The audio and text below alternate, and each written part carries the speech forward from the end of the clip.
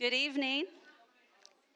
I would like to call our meeting to order and starting with a Pledge of Allegiance. I pledge allegiance to the flag of the United States of America and to the republic for which it stands, one nation, under God, indivisible, with liberty and justice for all. And now a moment of silence.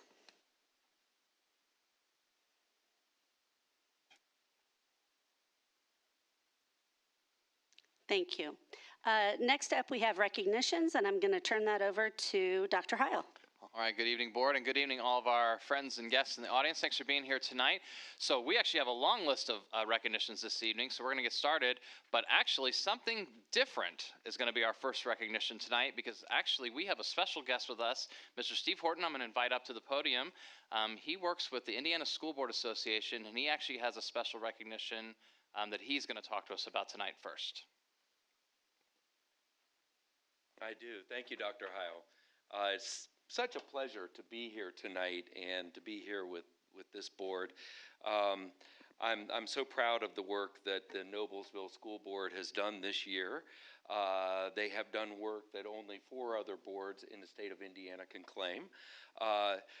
The Indiana School Boards Association is devoted to working with school boards and school administrators and supporting the work of our public school corporations across the state.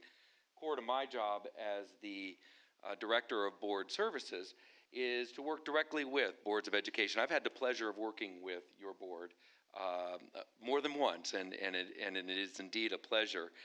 One of the things that we do in our work with boards is continual professional development. Most people don't understand the amount of work and sacrifice that it takes to truly become a strong, effective leadership team for the school corporation. And that's important to us, and it should be important to all of you, because that goes directly to the kind of outcomes that your students here experience in these schools. And so the work that they do together is so important. And with that, one of the things that we do is as we provide professional development, we honor those individual board members and boards that go above and beyond and really work to grow their professional work that they do as board members. And so we honor school boards, but within our program there are 4 levels. And as I mentioned, there are only 4 other boards in the state of Indiana that have achieved the highest level. Our 4th level, which we refer to as exemplary. So it's with great pride that I'm able to present the Exemplary Board Award to the Noblesville Board of School Trustees. And I say that because there is quite a bit of work that goes into achieving this award on the part of the board. It's a commitment that they have to make and maintain through the year. And it is, by the way, something that I hope you will continue to strive for in the future, so you can keep adding to that. We have 2 other boards in the state that have made it an annual thing to be at this level, so I hope that we can add Noblesville to that list as well. But congratulations to all of you. Again, I am so proud of the work that you have done together, and so proud to be able to present this to you.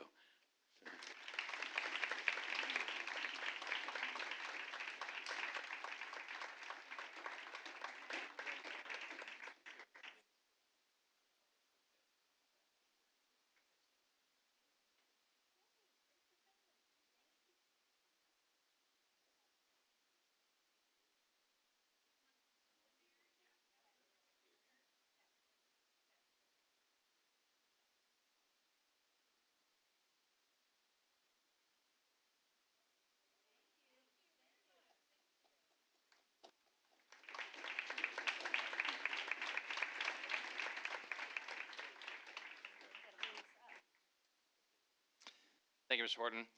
And again, I'll just say, as your superintendent, I'm also very proud of this board. They truly have committed to the work of being the best board that they can be. I think you've hopefully seen that through the strategic plan work that we just went through, all the improved communication and the time commitment this board puts in. So again, I couldn't be more proud, and I'm excited for the years ahead. So with that, let's get to some other recognitions. The next recognitions we're gonna talk about tonight are our 25 Teachers of the Year. So these teachers were nominated by the principals and then selected by a committee of administrators. So first up, I am going to invite up, hold on, I have these out of order, Dean Mueller. Is Dean here? All right.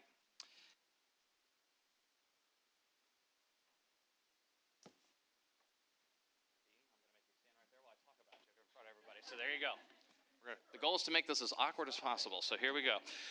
So Dean is a math teacher at Noblesville East, and he is our middle school teacher of the year. I want to share a few words from his nomination. A highly respected leader, when Dean speaks, everyone listens. He masterfully blends math expertise with genuine care and connections to his students, resulting in powerful learning outcomes. Dean is full of energy, focuses on solving problems, and is quick to try new professional learning in his classroom and throughout the math department that he chairs. When not in the classroom, you can find him greeting students throughout the school or coaching athletic teams, always with a smile on his face. So again, congratulations to Dean Mueller, Middle School Teacher of the Year. Absolutely.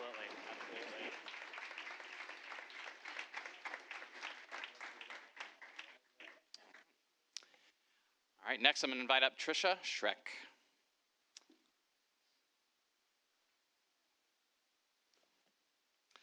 While she's walking up here, I'll start sharing some information about Trisha. She is a 5th grade teacher at Stony Creek Elementary, and she is one of our elementary winners for Teacher of the Year.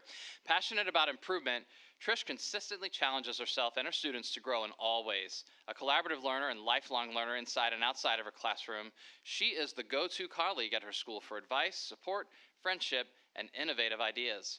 Relationships matter to Trish, and when she's not in her classroom building them, she can be found leading 4-H, cheering on students in their extracurricular activities, and being recognized by former students as one of their favorite teachers. Congratulations again to Trish Schreck. Congratulations.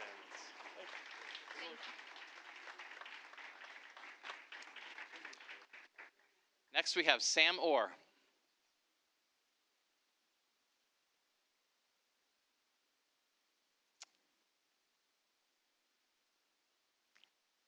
Sam is one of our special education teachers, and she is our Noblesville High School winner of the year.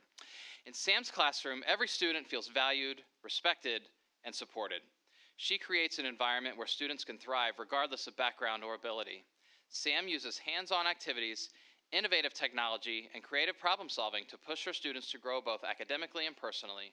Whether coaching unified sports, providing extra support, implementing new teaching strategies, or collaborating with colleagues, Sam approaches every situation with determination and creativity.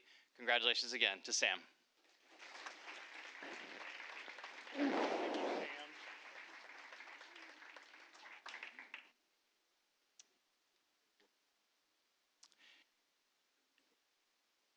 And our final winner this evening is our other elementary winner and also our Noblesville Schools District Teacher of the Year, Ms. Taryn Hassler.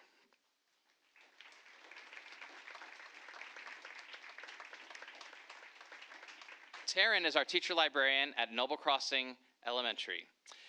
Taryn is known for creating magical, transformative learning experiences that impact every student and family in her school. Taryn extends learning far beyond the classroom. Her powerful creativity, boundless energy, and passion for interactive learning shine whether she's creating an archaeology dig, leading journeys around the world, planting gardens, transforming her space into a museum, hosting an opera performance, or even giving a cooking demonstration.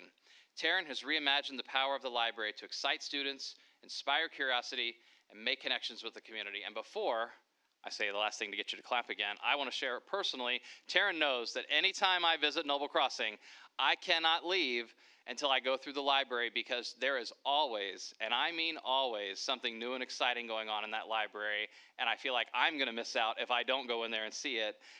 She has transformed that program, and it is unbelievable, and the students, I know, cannot wait to see what happens next. So again, one big additional congratulations to Taryn Hassler, our Teacher of the Year.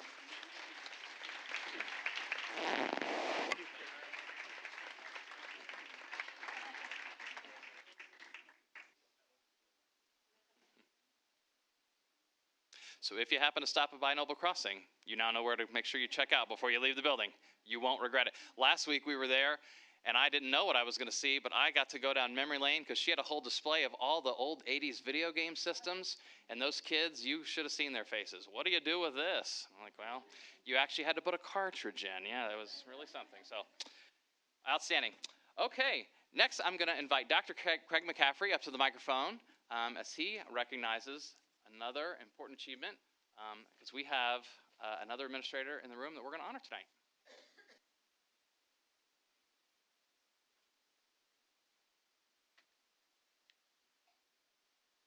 Thank you, Dr. Heil. Dr. Heil, members of the board, I'm happy to invite Dr. Janae Mobley up front, who is the Indiana Association of School Principals District 5 Assistant Principal of the Year.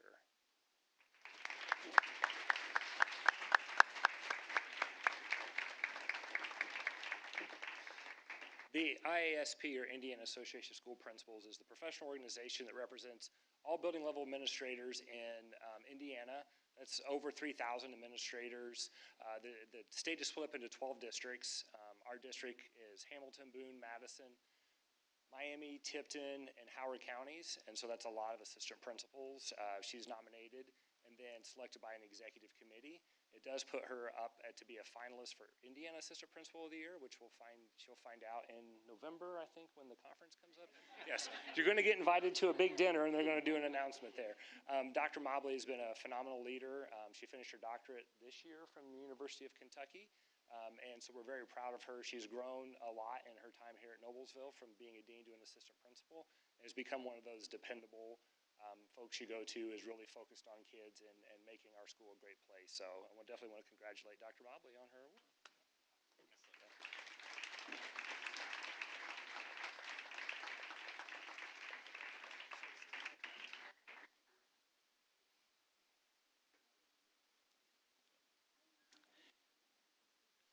All right, and Dr. McCaffrey is going to stay at the microphone because next we're going to honor several students. So if we could have our National Merit finalists that are here, I know a couple are: Emma Dool, Alexander Marshall, Eleanor McGinnis, Vaibhav Patel, and Megan Rowley. Come to the front. You guys come right up front here. It is a busy season at the high school with there's concerts tonight, rescheduled athletics, so we appreciate two of our students being able to come. This is Eleanor and Emma. So let me talk to you about National Merit finalists. So these students took the PSAT 25% of the way through their junior year to qualify to be a finalist. In the United States, over 1.5 million students take this test, and only 1% are recognized as finalists. The PSAT is like the SAT. It's a gauge of college readiness. What's the most amazing with these young men and women is they were college ready, high-level college ready by October of their junior year, which is very amazing. There's a lot there to be said about the students and about their drive and how they push themselves.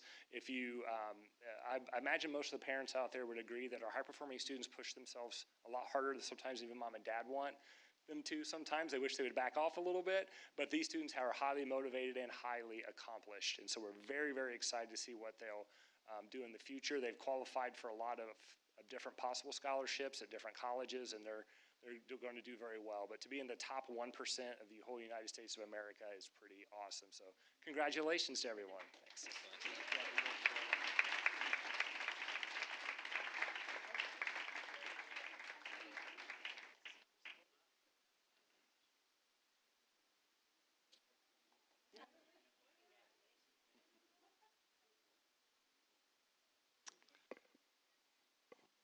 All right, congratulations again.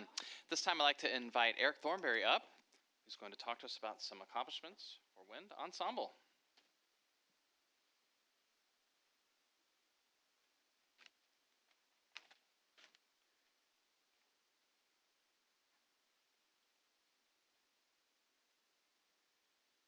Thank you. I'm going to call up members of the Noblesville High School Wind Ensemble. I think we have some seniors that are here, so haven't you all coming up?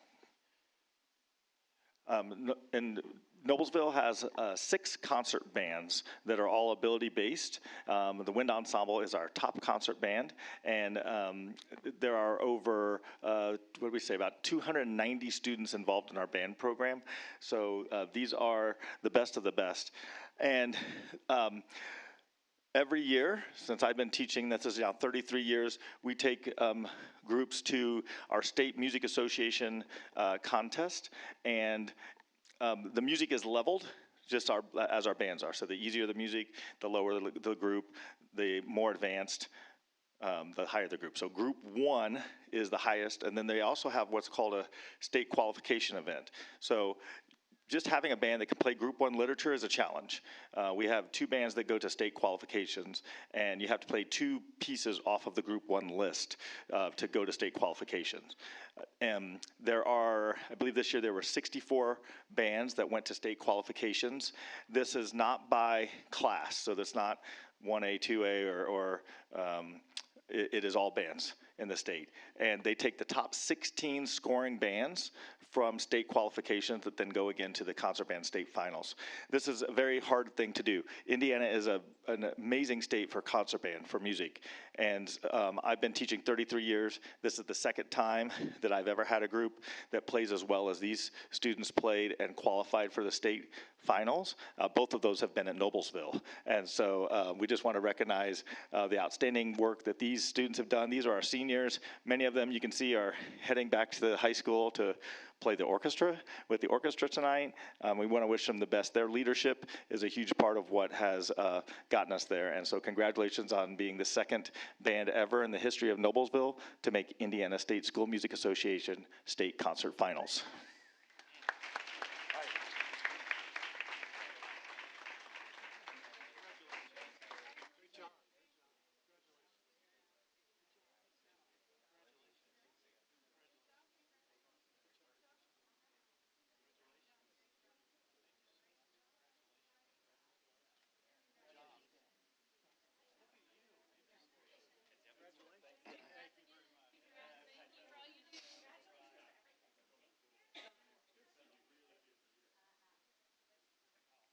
All right. Next, I would like to invite up Mr. Joe Akers, who's going to talk to us about journalism.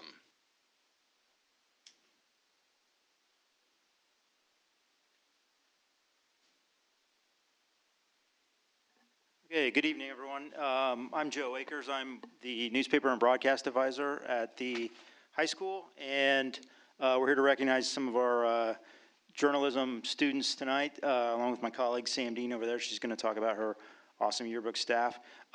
We've got a couple of awards to celebrate here. At the Ball State's J-Day Student Journalism Conference this year, they have a contest, and we have not sure how many are in the crowd here tonight, but we want to recognize some of their accomplishments in the J-Day contest. First of all, J-Day doesn't do first, second, or third. They do categories of honorable mention, excellent, and superior, with superior as the highest. So I'm just going to call out names, and if you're here, head on up. And we got a lot, so you might want to buckle up. In the feature story category, Morgan Trowbridge and Mean Event earned an honorable mention recognition.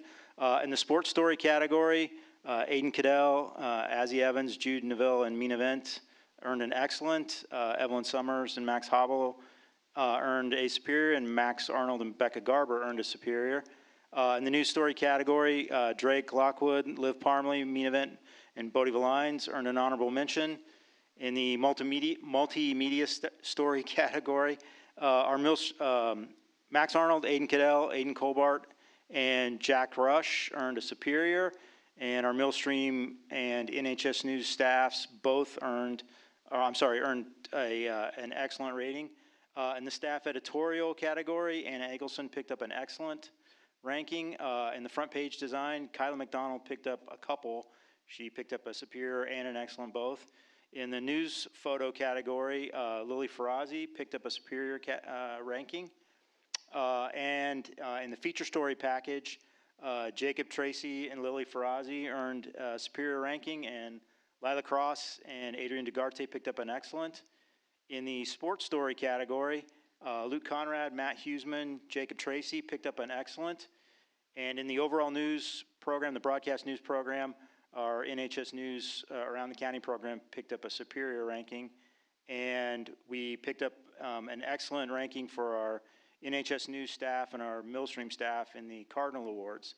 And then we also want to shout out a couple of national contests that we did well in. The Quill and Scroll contest. Quill and Scroll is a national contest. It's really, really competitive. The video sports story, if you haven't seen it yet, it's a really good one. It's called The Hidden Gem, about the bowling team. Luke Conrad, Matt Huseman, and Jacob Tracy picked up an honorable mention. And that that story also picked up an honorable mention in the National Federation of Press Women national contest.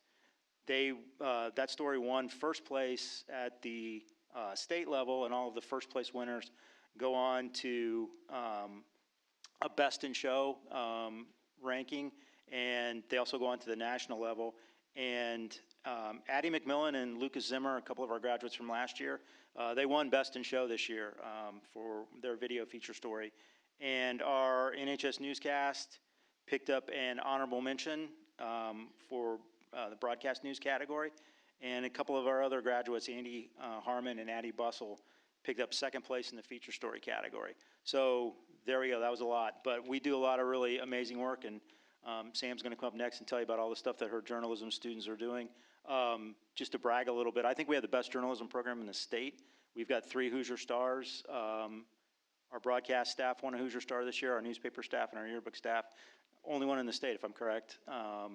That's kind of like our state championship, Olympic gold medal, however you want to, whatever analogy you want to use. So we're really super proud of these guys. They're doing amazing work. Thank you.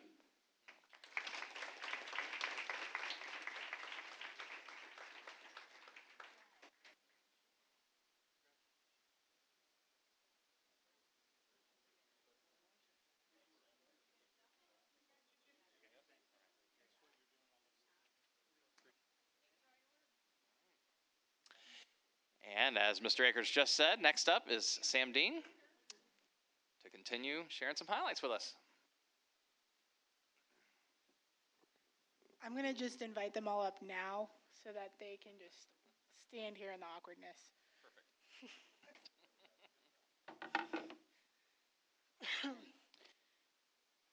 So I'm Sam Dean, the Yearbook and Sports Media Advisor at the high school. This year, the Shadow Yearbook staff had many successes. Among those have been receiving awards from the Indiana High School Press Association, Ball State University, the National Scholastic Press Association. Most yearbook awards are given for the preceding year, so you'll hear me refer to the 2024 staff and the 2025 staff. So receiving awards from the Indiana High School Press Association are 2024 graduates Kara Bennett and Emma Pierce. They received second place in multi-page design. Sophomore Grace Yost, single page design, second place. And third place yearbook album was the 2024 staff, which was led by Editor-in-Chiefs Kara Bennett and Emma Pierce. Members of the 2024 staff include 2024 graduates Kara Bennett, Emma Pierce, Landon Dennison, Danica Carlson, and Harmony Cappuccino. Seniors Addie Emerson, Jalen Snell, Perry Harris, Kaden Bright, Alex Webster, Avery Hootke, Lily Poozer, and Natalie Childs. Juniors Grant Alexander, Emma Hobbs, and Sarah Duplaga. And sophomores Drew Richmond, Grace Yost, Lily Pierce, and Nick Jarkey. The 2024 Shadow Yearbook staff was also awarded a Hoosier Star from the Indiana Press Association. Hoosier Stars are given to programs that demonstrate superior journalistic work and represent the top yearbook programs in the state. The 2024 staff was one of only 12 schools in the state to receive this honor. In April, members of the 2025 staff competed in the BSU J-Day contest. Individual awards went to the following students. So I'm going to say the kid's name and then all the awards that kid won. That's just easier. So sophomore Grace Yost, honorable mention, photo of the year, superior personality profile, excellent personality profile, honorable mention, natural or nature photo, superior sports spread. Junior Emma Hobbs, excellent feature photo. Junior Grant Alexander, honorable mention, sports spread. Senior Avery Hootke, superior academic spread.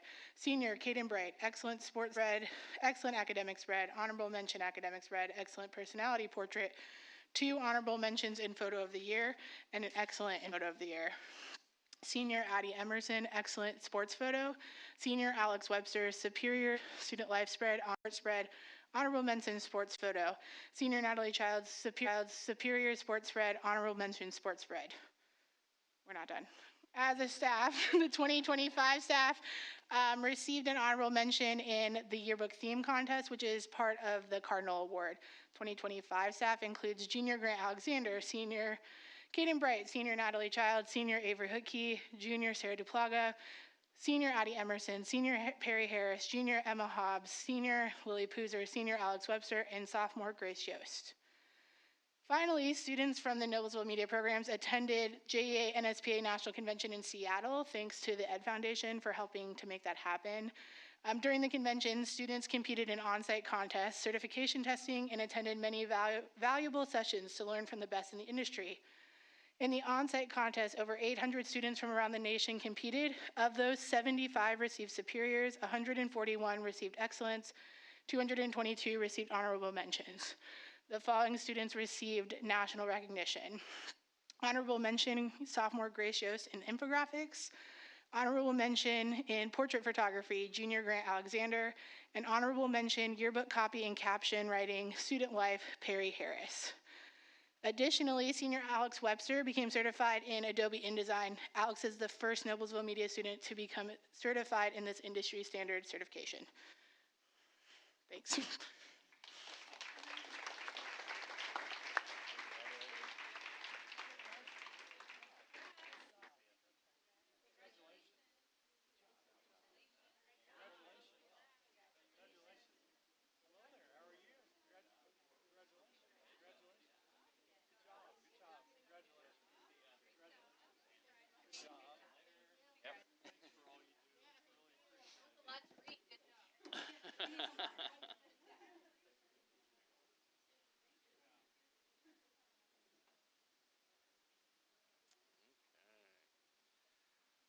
All right. At this time, I'm going to invite Mrs. Marnie Cook, who is Executive Director of Marketing and Communications, to come up and talk about some special recognitions for some students for some student art. All right, thank you, Board. I am very excited. We, as you know, we do frequent student recognitions here every month. We often talk about all the fabulous academics, athletics, performing arts stuff that we have going on, but we don't always get to talk about our student artists. And so I'm very excited. Once a year, we go through a process. We invite all of our art teachers in the school district to send us some of their best student pieces and that are chosen for display in our building. We get to have that displayed. It's actually in the hallway right outside this room, so I'd encourage folks, if you didn't see it when you came in, to make sure you stop on your way out and see it. It's particularly special to us in this building because even though we try to get out as frequently as we can to the schools, this is also a good reminder when we're working here in this building of, you know, what our purpose is. We're here to serve our students, and seeing their artwork really brightens our day and kind of keeps that top of mind. So I know we have several art teachers with us here today, so I want to invite them up first. They're obviously the visionaries in their school for this work, so any art teachers in the room, if you want to come up and join.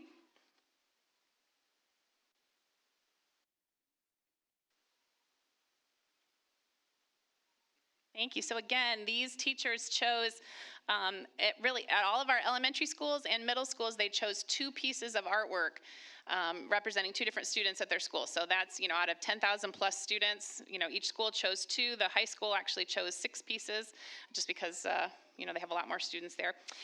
But thank you guys for being here. I'm going to call up our students now that are here. So I'm going to read off the names, and if you're here in the audience, please come up. And if your teacher's here, you're welcome to stand by your teacher. Hadley Rogers, 1st grade, Hinkle Creek Elementary. Ainsley Hale, 5th grade, Hinkle Creek Elementary. Naomi Figgins, 4th grade, White River Elementary. Vivian Avery, 2nd grade, White River Elementary.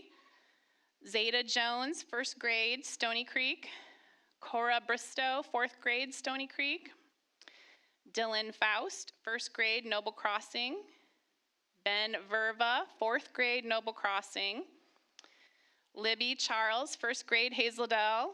Lucky Pettyjohn, 2nd grade, Hazeldell. Madison McGon, 5th grade, Promise Road. Charlotte Dale, 2nd grade, Promise Road. Charlotte Snyder, kindergarten, North Elementary. Emmy Thiessen, 5th grade, North Elementary. Jocelyn Ergo, 8th grade, West Middle School. Penny Strausbaugh, 6th grade, West Middle School.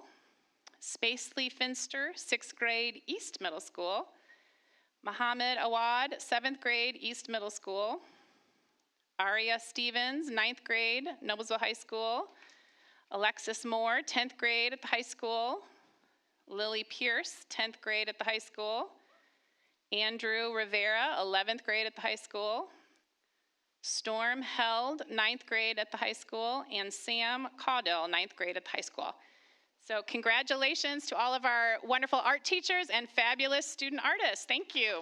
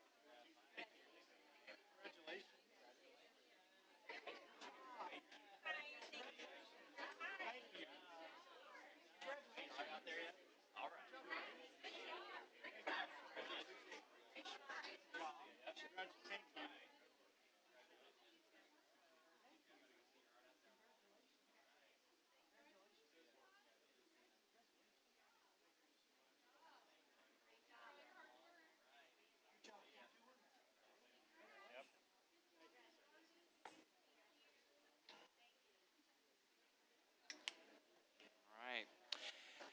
And I know Mrs. Cook already said it, and I'm guessing you already did it, but if you didn't, if you go out of the boardroom and turn left, all the art is on display, so make sure you grab a picture, students, with your art before you head out tonight. Thanks for being here. All right. And our final recognition this evening is our monthly Hair Teacher Spotlight. So at this time, I would like to invite Mrs. Tanya Moody, principal of Promise Road Elementary School. And while she's making her way up, big hand for Ms. Moody. And while she's making the way up here, I want to share with the audience the Hair Chevrolet Teacher Spotlight program highlights 3 teachers every month and provides $1,000 to their school for student academic and extracurricular achievement. So with that, I'm going to turn it over to Mrs. Moody. Thank you so much. And may I invite the 3 teachers to come up? All right, come on up. I know how excited they were, so I want to get them up here.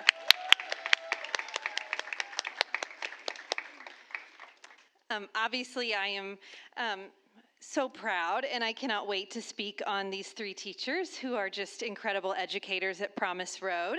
So I will start with Brianne Gardeman, right here. Brianne encompasses a teacher who possesses 2 qualities, high love and high expectations. She knows her students can achieve greatness and ensures that they know it too.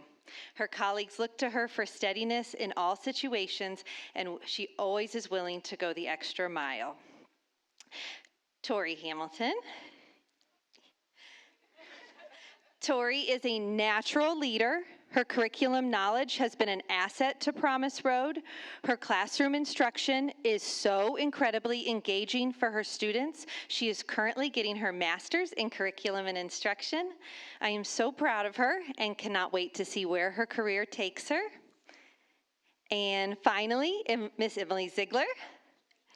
Emily serves Promise Road in so many ways. She goes above and beyond for our high ability students as our high ability lead teacher.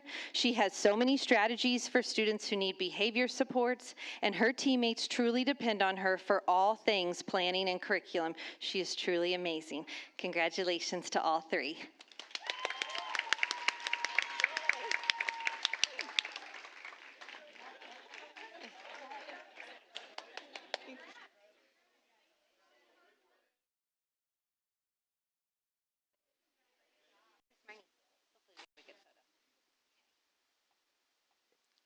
All right, and our building spotlight this month is, of course, Promise Road. So, Mrs. Moody, take it away. Okay. Come on up, team.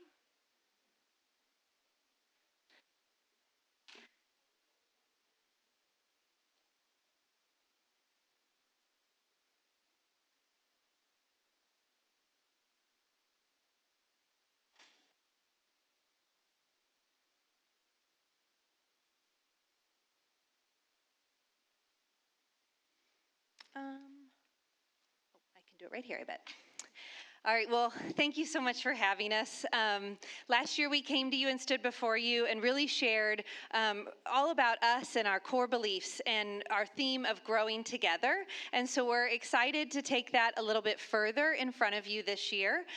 This year, our theme was growing together, rooted in our beliefs. And we really wanted to take and make sure that every time you walked into Promise Road, you could see us living out those core beliefs. I'm very proud that yesterday we welcomed, I believe, over 60 kindergarten students and their families. And when I shared the core beliefs, that was something that I said, every time you walk in these doors, my goal is that you see us living these out. And I can't wait to welcome new families next year.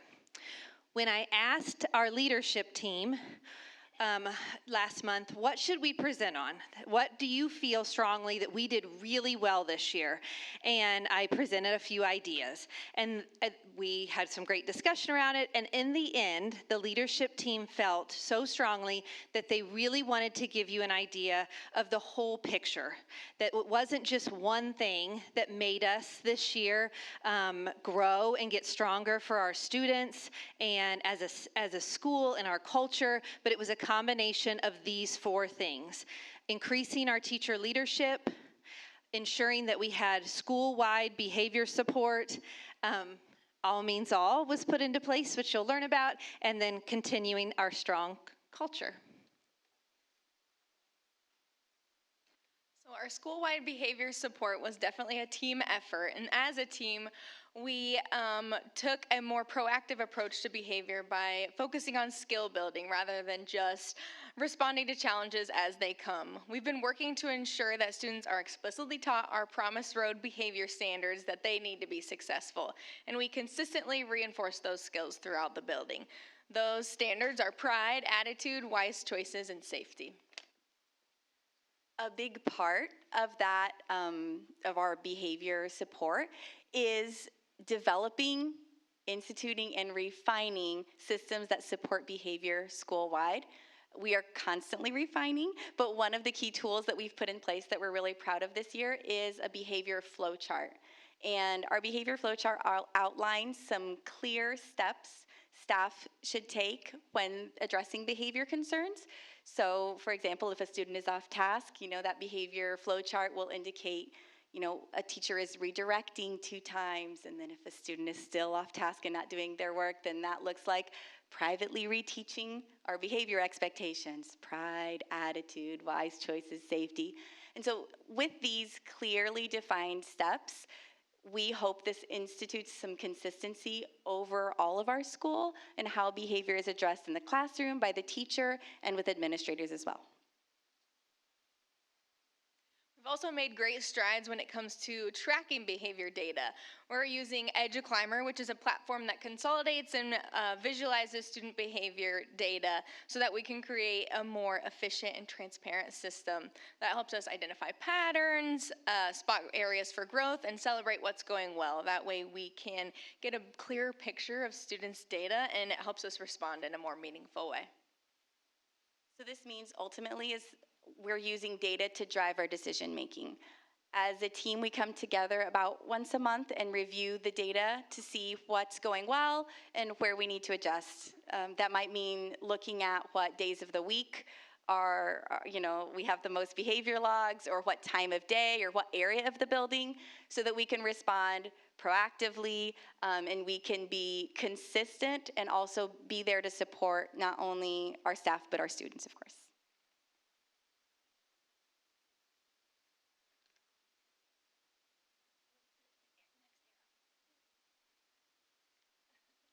All means all. I'm going to kind of set the scene for you here when it comes to all means all. So if you imagine we have students leaving the classroom of their homeroom teacher, they're moving through the halls confidently, hopefully, quietly, and walking.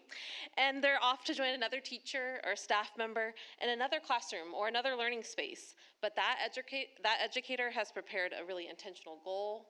They've prepared a well-planned learning experience that's going to best meet the needs of those students that are coming to them. These needs can vary from an academic intervention to a grade level practice or even enrichment. So All Means All is exactly what it sounds like. It's all students within a grade level receiving support at all their different levels from all staff available at that given time. This has allowed our teachers and students to work together, teachers to collaborate not only within their teams, but their entire PLC to support students and see growth throughout the grade level. So we were really excited to see this shift from our administration and really help us support all students in all ways.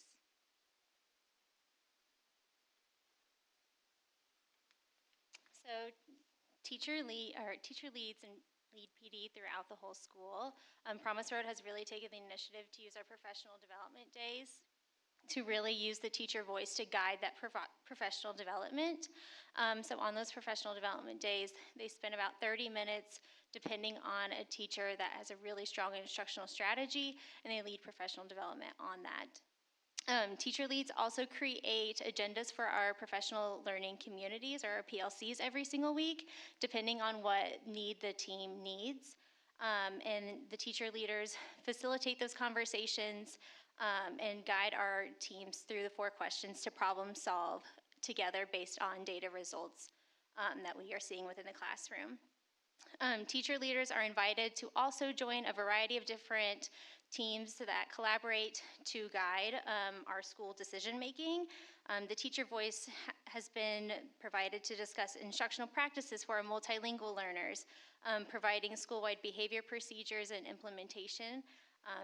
We've also been brainstorming different behavior and attendance incentives and creating procedure must-haves that are essential school-wide. And it's just very apparent that our teacher voice is valued in every single decision that is made at Promise Road. It's not just coming from the top down. It's the teachers that lead our decision making.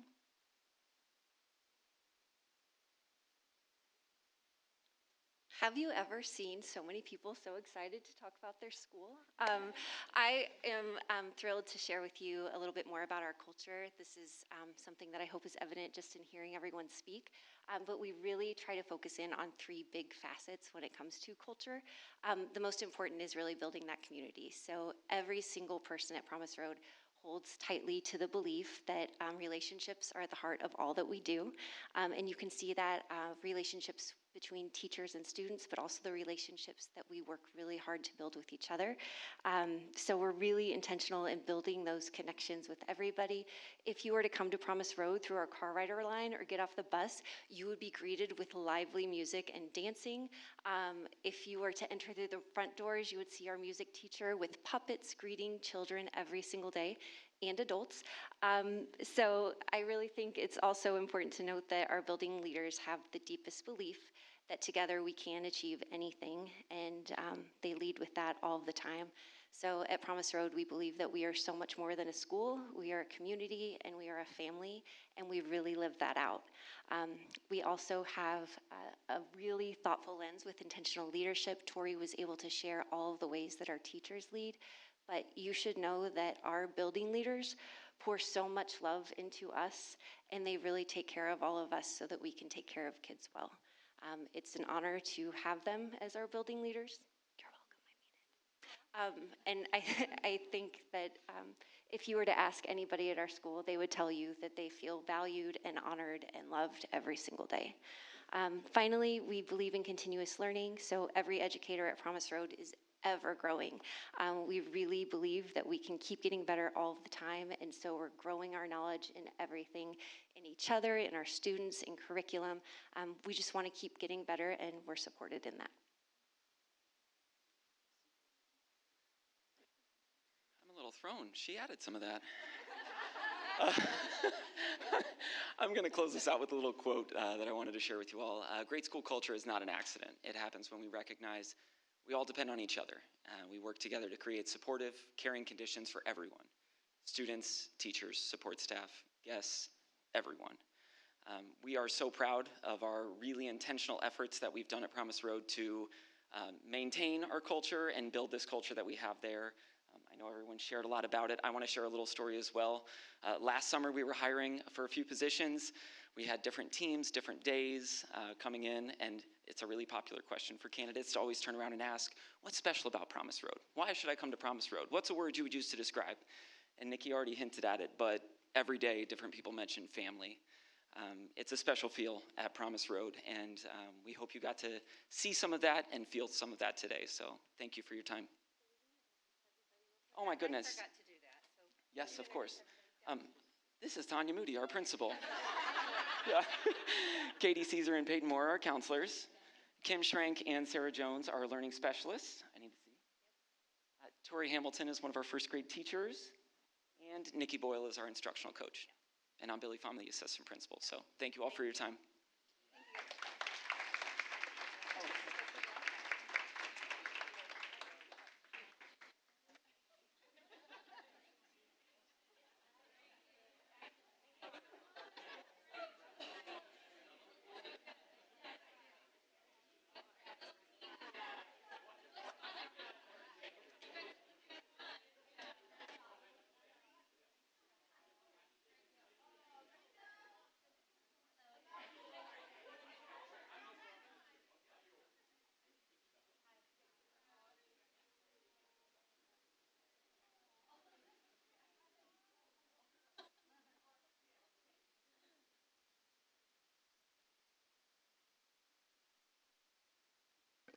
Okay, moving right along. Next up on reports, we have Michelle Smith from the Noblesville Youth Assistance Program to share with the board.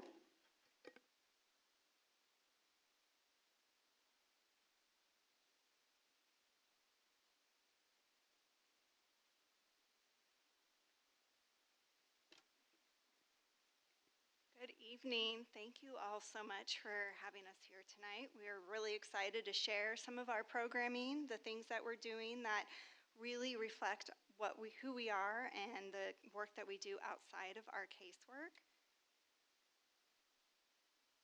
So this year we had a really big year with our tutoring program. This has been something that we've been doing for years, but this year we launched tutoring program at the 3rd grade level at all elementary schools. We also continued with our programs at East and West Middle School. We had, 247 students in our program. We had 199 tutoring sessions. That means 199 hours of after-school tutoring time for those 200 plus students. And we did this because we had a strong partnership with the schools, building admin, and then we had 89 school staff members who served as our tutors. New this year, we launched our Parent Link Up group. This was a really cool initiative that we decided to bring parents together. It's open completely to the community. We hosted out of the Gathering House, which is a house on Cherry Street, so it really feels like parents are walking into a home.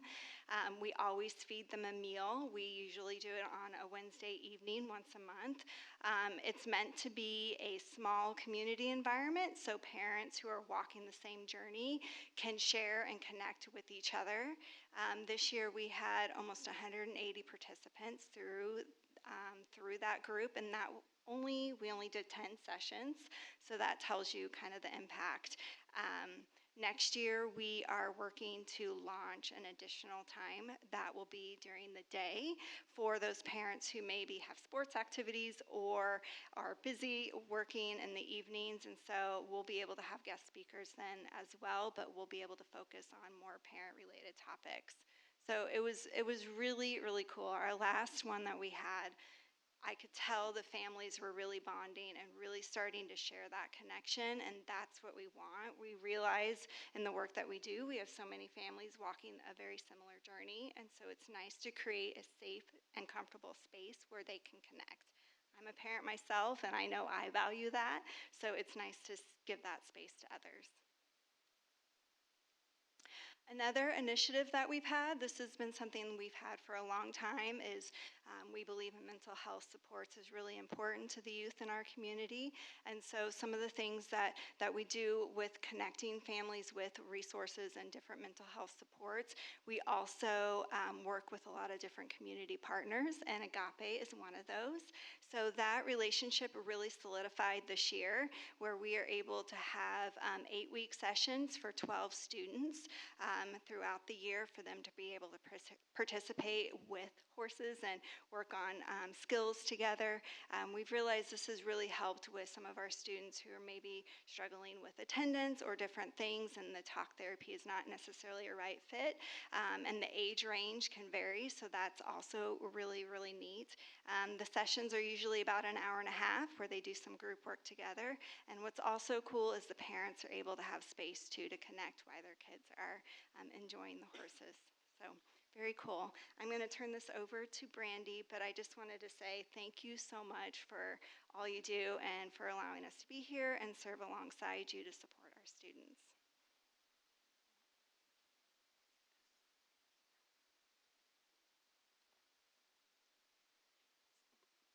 I'm Brandy, the other advocate at Noblesville Youth Assistance Program. And I wanted to share about one of our really cool events that we host each year, Noblesville Shining Star Awards. This event was created about 10 years ago because we realized that there were students out there that were overcoming challenges, showing significant growth, and demonstrating resilience that deserve to be recognized outside of like the normal school categories that you get recognized for. This award is open to any student within the Noblesville School District, not just Noblesville Youth Assistance Program participants.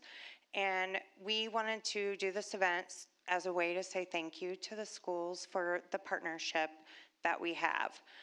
So each year we ask every school to nominate one shining star from their school, and they're recognized at this event. School staff and school board members, community members, all of the students' families, they're all invited to come and attend, and they enjoy a nice meal, and we get to share and celebrate and honor these students as they so deserve. The other the other thing that we do is holiday assistance.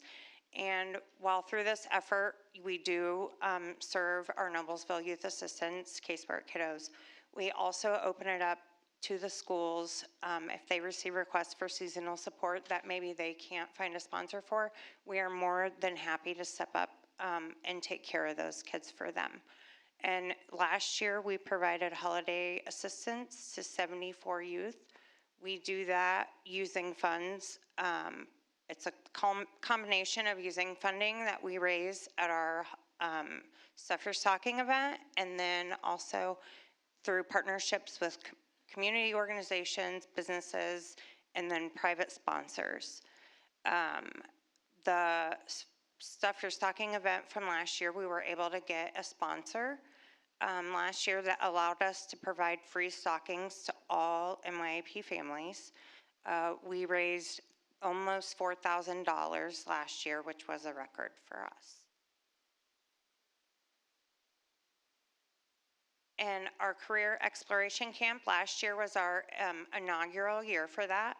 We wanted to fill a gap for some of our kiddos, maybe that are heading into like 9th, 10th grade, that aren't getting a lot of exposure maybe yet in their school day to what's out there as far as trades, college, or direct career path.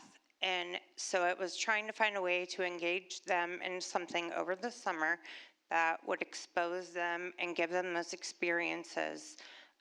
So that hopefully then it kind of ignites that thing inside them and that passion for the school year, and wanting to, keep working hard. So we visit different local community businesses, Ivy Tech, different community partners, and they get to hear all about the different career opportunities available at those places.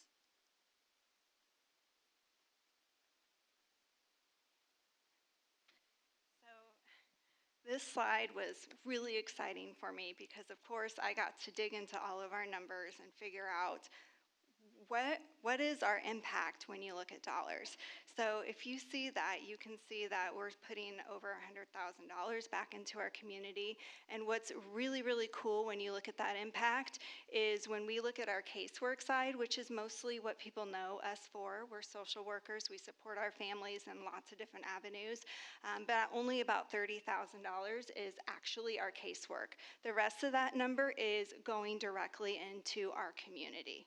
And I want to also highlight and say thank you to all of our supporters. Like, we could not do this without the support of our community and those of you on the list. It means so much to us that we are able to do this, and I'm very proud of these numbers. I'll introduce our board president, Jeff Armstrong, to see if he wants to add anything that we may have missed. Hey, good evening, everybody. All I want to say is thank you. There's been incredible kids come up here tonight, teachers and administrators.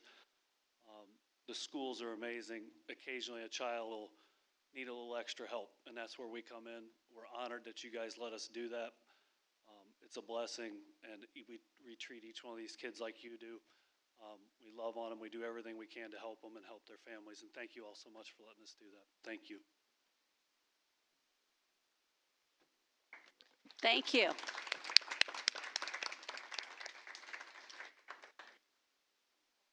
Oh. Uh-huh. Right?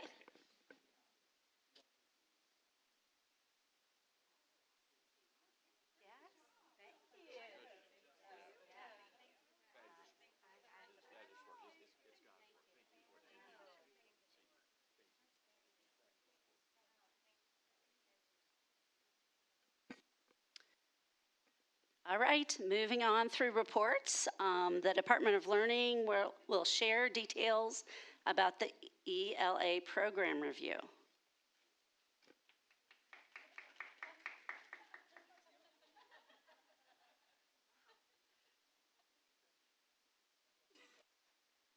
Good evening. It's been a long day. I am better at curriculum than microphones, okay? I'm sorry. So we are so excited to share the thinking and process behind our English Language Arts K-12 program review selection of curriculum materials. And this process really has been a collective effort of educators, administrators, instructional coaches, and district staff from beginning to end. And what we'll share tonight really represents that collective work. I think one of the things that really has been highlighted throughout the board presentation this evening is that, as the last presentation shared, we have amazing schools. We have amazing schools, we have amazing students, and we have amazing teachers. And what we're sharing tonight represents that collective effort in a very thorough review process. So the process that we went through for curriculum material review really wasn't just picking materials in isolation. It was also about building upon the capacity and the shared instructional vision, K through 12, that we established in semester 1. So this didn't start in January. This really has been a collective effort of looking, as you'll see on the slide, at those recommendations for action, our core belief statements, and lots and lots and lots of feedback from our educators and our other stakeholders. So just a kind of broad stroke overview of that material review process. We wanted to make sure that we had some initial vetting throughout the year, that we had lots of meetings for prioritization of then that core list of materials for K through 5 and then 6 through 12. We had vendor presentations for all of the materials that we reviewed in more detail, and we also used our professional learning days throughout this year to build capacity within the staff. So professional learning conversations, looking deeply at standards, and all of those made the deeper work of curriculum review much more discerning, I guess. When you have that shared vision of instructional excellence, you're able to analyze at a much deeper level units and lessons. So I will let Lauren talk about the K through 5 process in more detail, and then we'll look at secondary as well. So as Jen mentioned, our whole goal throughout this entire semester was to keep aligned to our program review recommendations from semester 1 that we shared with you. While we did differentiate our processes between elementary and secondary slightly, those were really our foundational pieces that kept us grounded along the way. So from a K-5 perspective, I'm going to talk you through some of our pieces that we did this semester. So on the right-hand side of the gold, you'll see some of our program review recommendations. Those should seem familiar.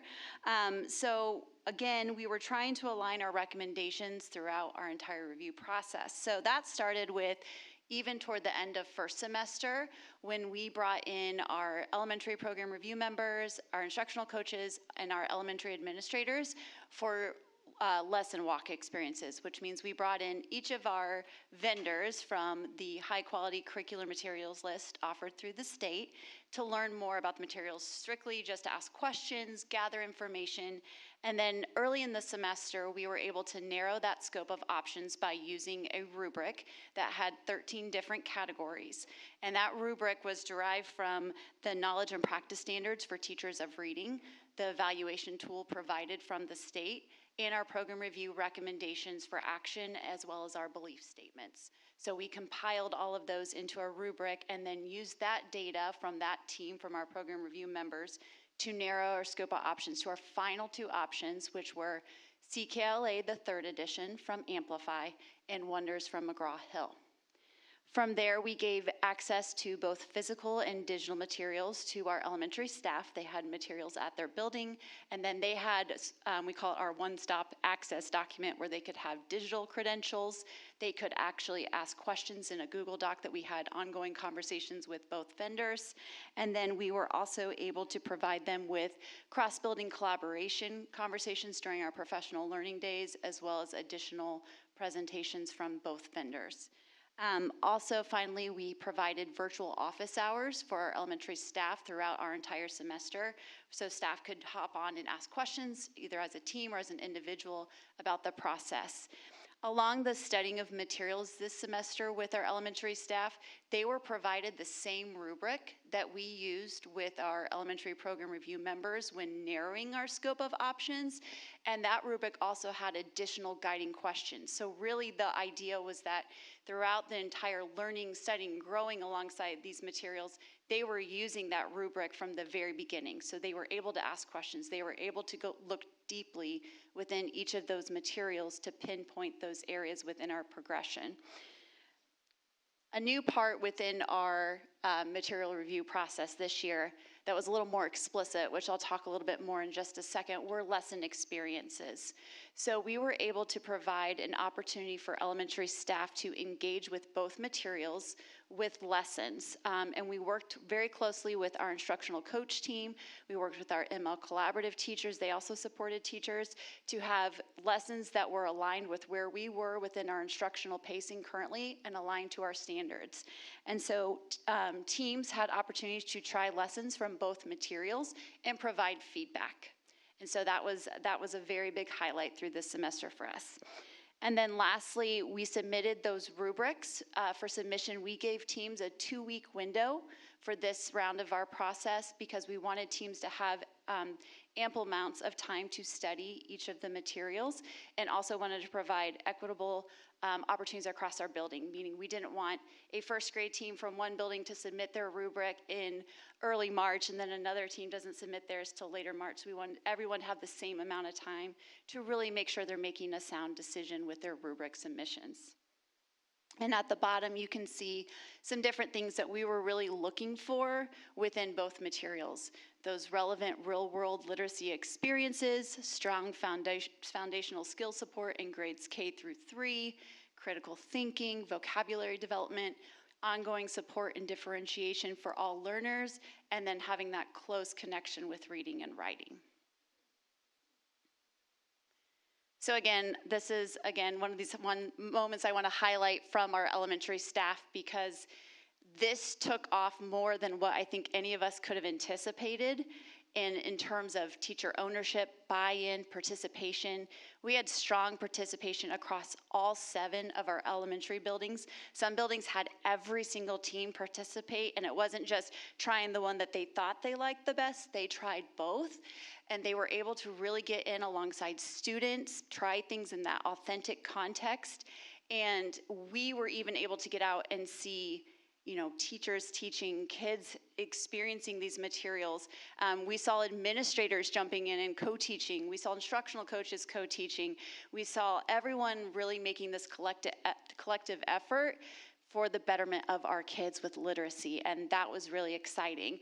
And I had to highlight this quote this is from one of our ELA program review members that said, giving teachers the option to teach lessons from the final 2 options was important in that it helped teachers understand each choice and appreciate the benefits of both.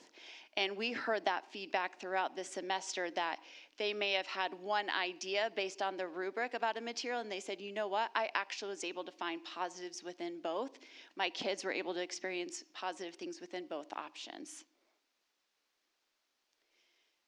So the data in front of you, we're going to dive into some of the nitty-gritty.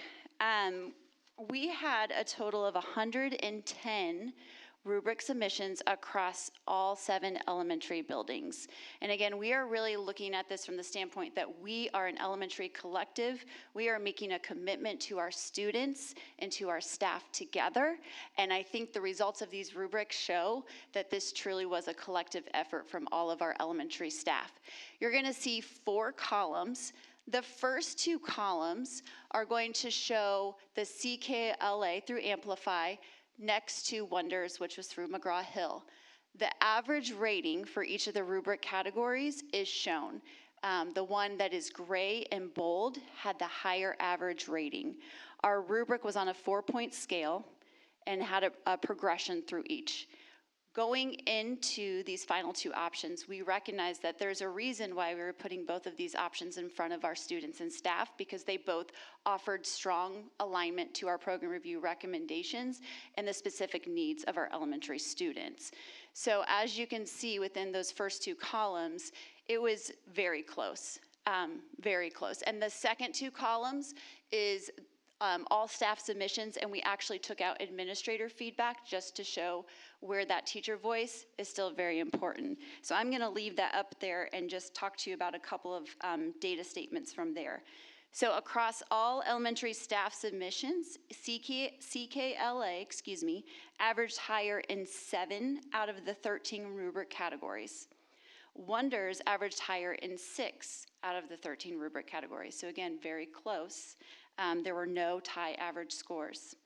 Same when we took out the elementary administrator submissions, those categories remained the same, with CKLA averaging higher in 7, Wonders in 6. I'm going to take that one step further and just share a couple other additional data statements. We ran the data many different ways. So again, the data you just saw was all 10 rubric submissions as an K-5 collective. When we ran the data by individual building submissions, across all 7 of our buildings with all submissions, CKLA averaged higher in 10 out of the 13 rubric categories, and Wonders averaged higher in 2 out of the 13 rubric categories.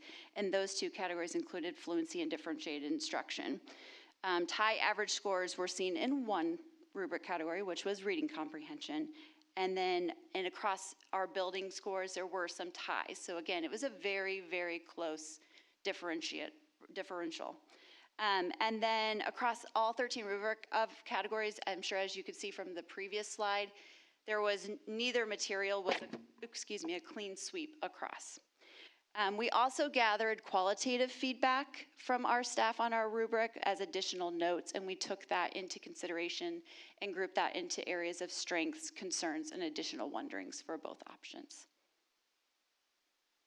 I'm going to turn it over to Jen to talk a little bit about the secondary process.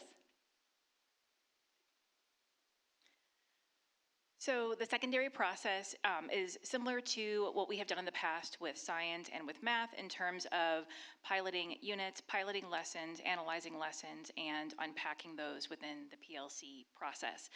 Because it is a bit different in secondary in that the content area is the teacher's core content area, we do tend to be quite comprehensive in piloting those resources, making sure that teachers feel comfortable in using them, asking questions, and voicing any concerns.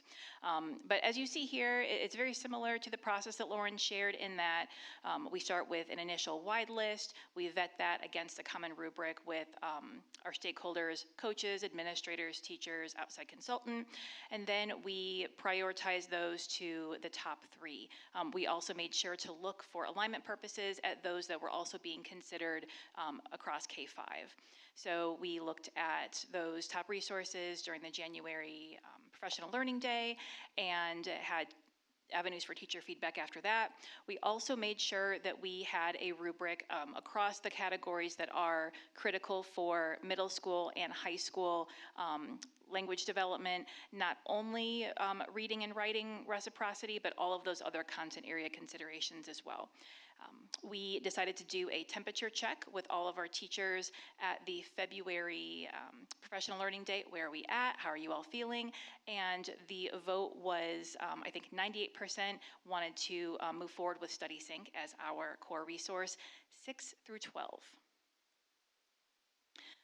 So again, 9 through 12, same process as middle school. Those groups got together throughout the year, lesson experiences, unit analysis, and then a vote. And at the high school, I will note that this was a unanimous decision across all of the committee members. I did not vote. So, but I would have voted for StudySync as well.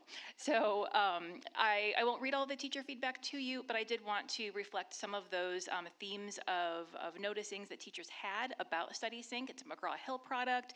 It's known for its curated units that can be taught either thematically, so big core concepts of risk-taking and friendship and things like that, or as a novel-based unit. So there's a lot of good skill instruction that can be taught in a variety of ways.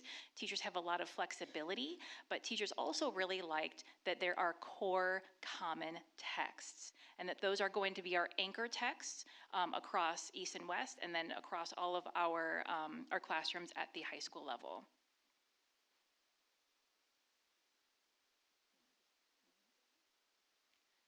I don't want to speak to elementary, but so again, secondary recommendation is StudySync, and the nice thing about StudySync is that it offers both, again, those anchor texts, curated texts, assessments, but also a lot of flexibility for teachers to work with their individual teams on how they are supplementing those units and providing enrichment experiences and holding on to some of those legacy practices that we know to work best for students based on our current units of instruction.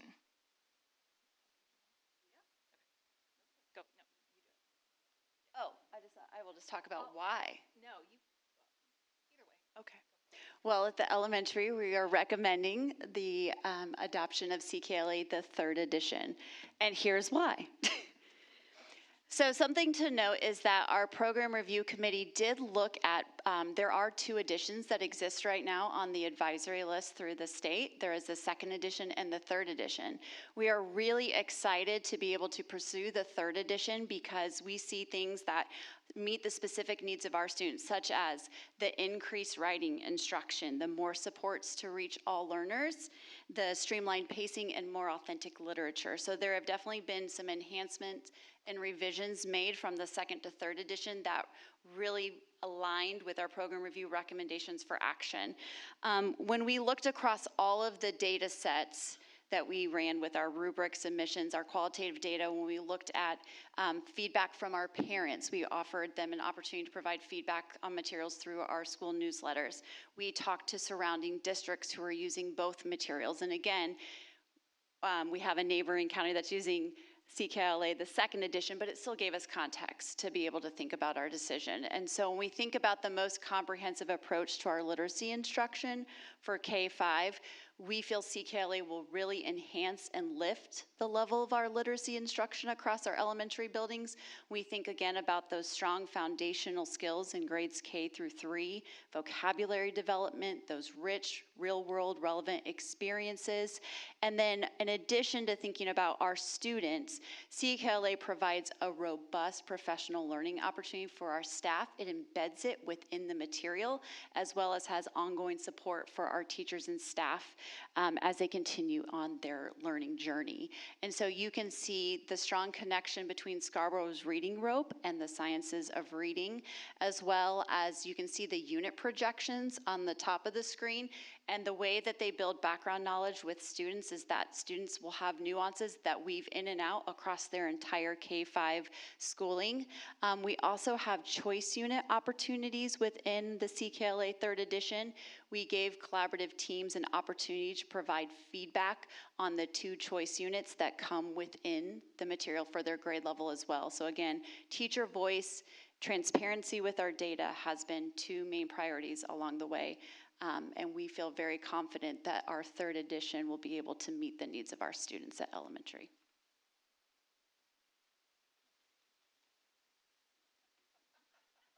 I really appreciate the support. That's awesome.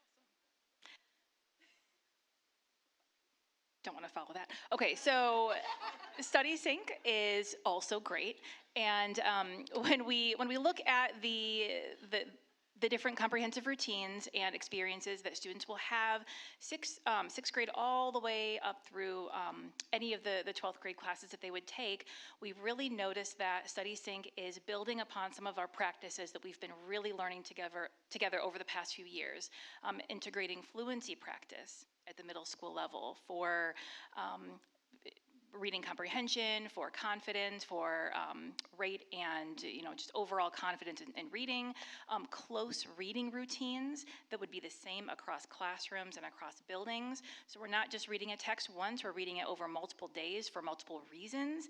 And I think rereading is something that we have talked quite a bit to our secondary teachers about the power of that, not only as a strategy, but as an endurance piece for students.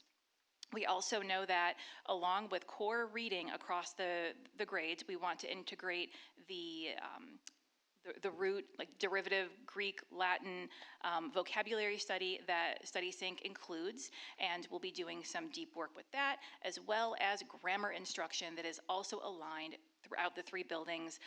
The approach that Study Sync takes to grammar instruction is using actual sentences in context, studying them, looking at beautiful language, how it works, instead of some of the practices around maybe correcting a sentence that is incorrect and showing that first to students. So some really exciting shifts in practice, but also just enhancing some of the work that we're already doing. So I think that this is a really nice opportunity for teachers to feel like they still have autonomy to do what's best for their students while also using a lot of core routines, common language, and common texts.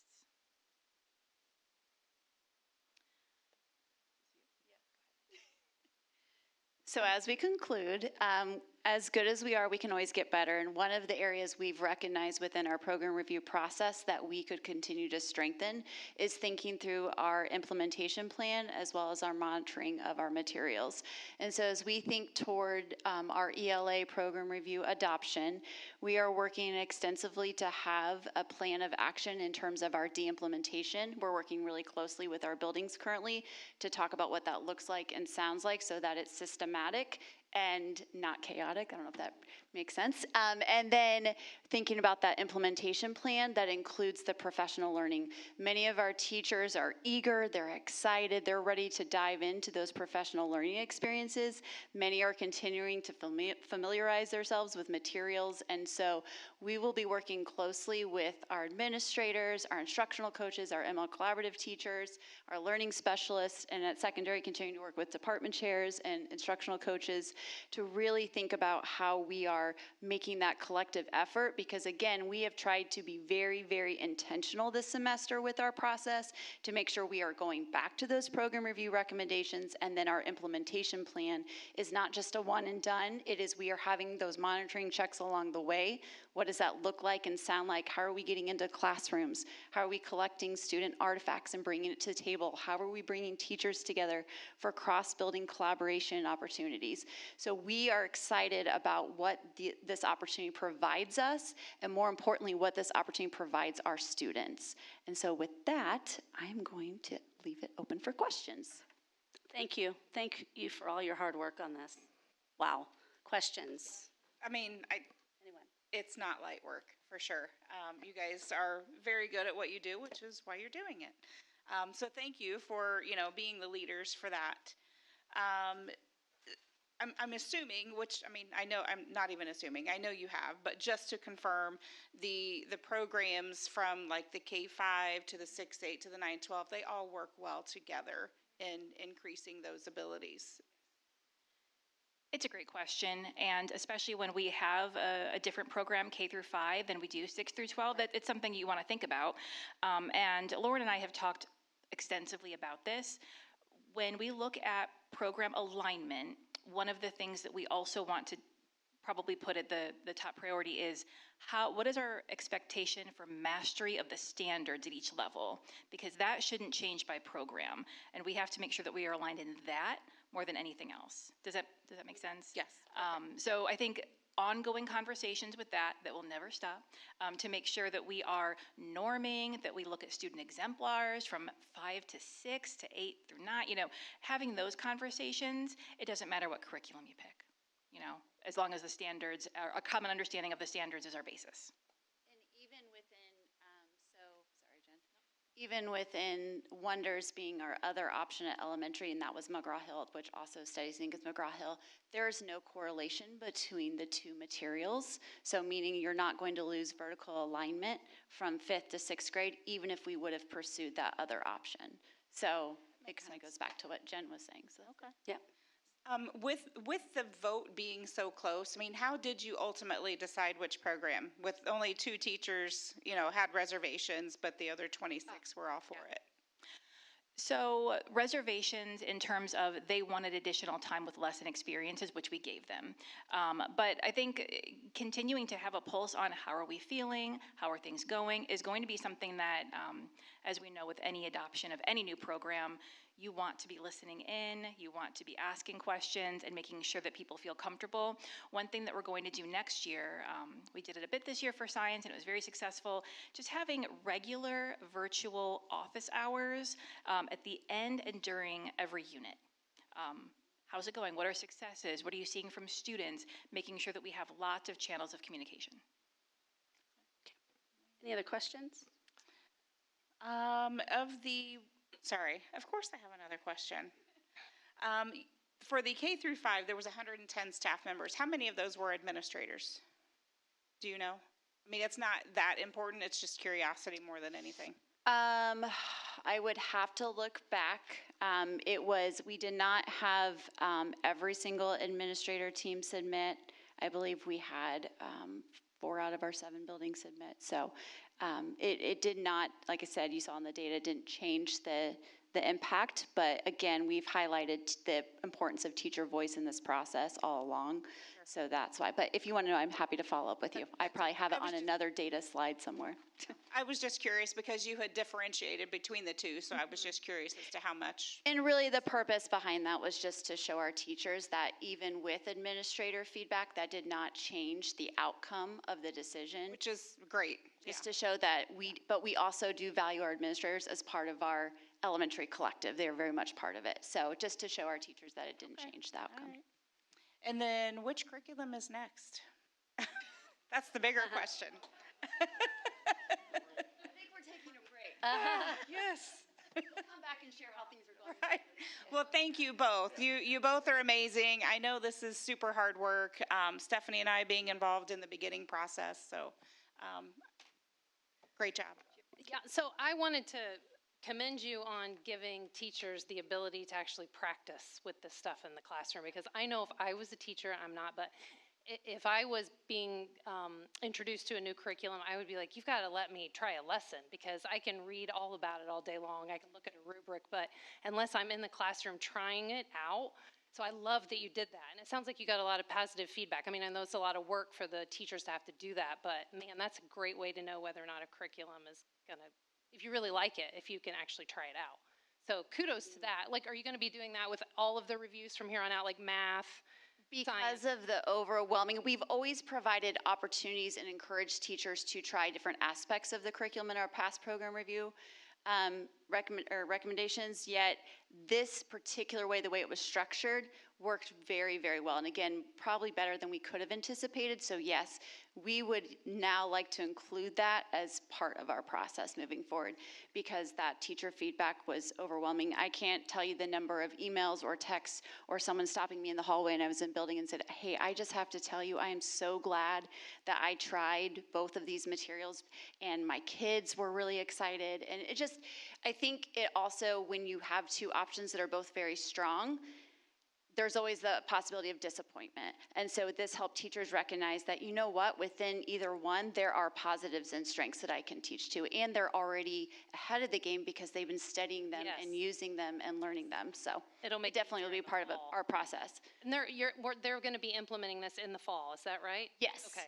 Yes. So they'll be working over the summer, I assume, to start learning? Yes, so at the elementary level, I can't speak for secondary, Jen could speak to that, but at the elementary level, we already have, I would say, almost 215 staff members interested in professional learning this summer. So they are eager and ready to get learning, which is exciting. Wonderful. And last question, so you mentioned anchor texts. Are anchor texts like the novels that the kids, and will every building, every classroom be doing the same anchor texts? Yes, and so anchor texts refer to all of the above, right? So any text that is used at that instructional level for that group of students across the district. So everyone in 6th grade, for example, next year will read Percy Jackson and the Lightning Thief and all of the other Greek myths that go with that, and Walk Two Moons by Sharon Creech. So those are the two texts that we can say no matter what classroom you were in 6th grade, no matter what building you were in, you had these core experiences with these core texts. And the goal is to get that to 4 novels, but we're being practical and also allowing for some teacher choice in year 1. And I will say that we have also gathered a smaller group of PLC representatives together to start the work of, okay, what novels are we picking for year 1? What core texts are we picking for, speeches, plays, et cetera? So we already have those outlined 6 through 12. That way teachers know before the summer what text they might want to read if they haven't already. And we're really excited about what we've picked. I really like that. I feel like that's going to give some consistency in all the buildings and all the teachers. And I think some teachers will love that. They'll be like, oh, that's great. Like, we've all kind of decided this is going to be the text. We all agree. And absolutely. Nice guy. So I love that. And all the kids get the same experience. Like the same experience. Maybe there's one kid in another building that loves Percy Jackson and really wishes they could have read Percy Jackson. Well, and it's really powerful then for the next grade to say, okay, remember back when you did this. Let's pull that into our characterization study. I love it. So great. Thank you, guys. That's awesome. All right, any other questions? All right, thank you. All right, the last report on the agenda is strategic planning. In this year, 2025, we started our strategic plan.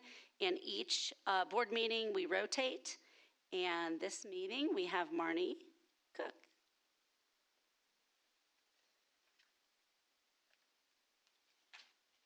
Hello again. Back up twice in the same night. Thank you for having me to present on this. And just a reminder, this was originally on the schedule for June, and so I wanted to also thank you for, I had a conflict with our June board meeting, and so I appreciate you being flexible and letting me switch this around so I could share it tonight.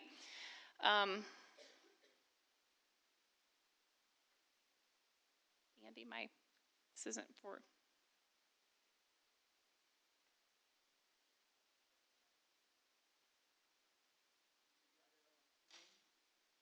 I'm hitting the right arrow and the down arrow. All the things we practiced before the board meeting started that worked really perfectly back then.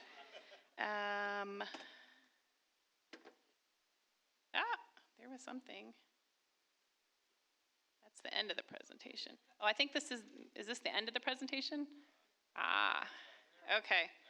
There we go. Thank you. Okay, so just to set up our strategic plan, we have these 6 strategic goals, and tonight we're going to be talking about engaging community relations, which is our commitment to strong relationships, partnerships, outreach, and transparent communications with the Noblesville community.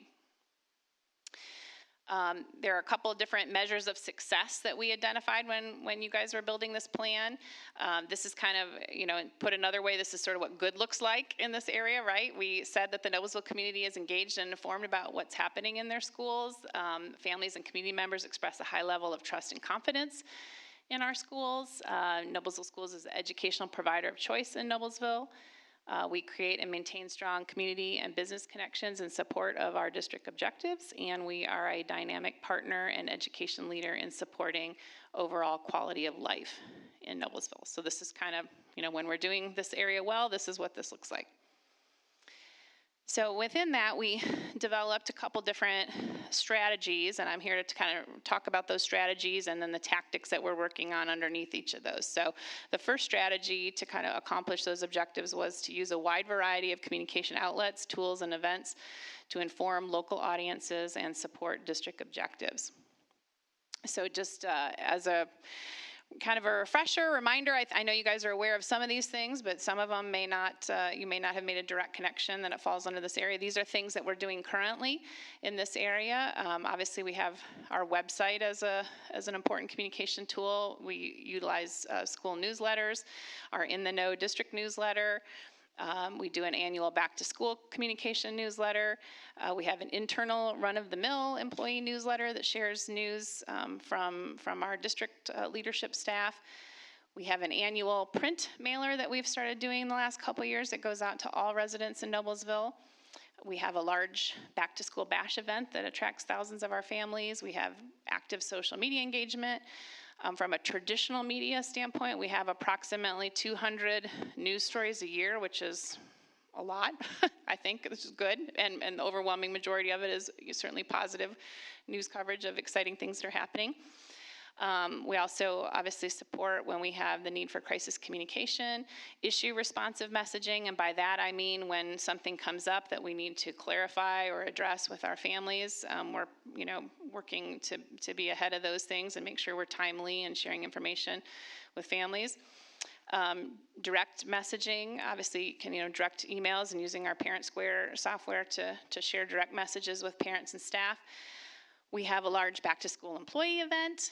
We have Dr. Heil's superintendent videos that he does. We do about 5 of those a year, and they're really designed to be humorous and engaging and showcasing students and interests. So we've been working on that. Issue-specific in-person employee meetings, and so by this I mean, I know our business office, our HR staff have been out having in-person meetings, and as well as Dr. Heil, in-person meetings, out in the schools when there are things to share related to benefits changes or compensation questions.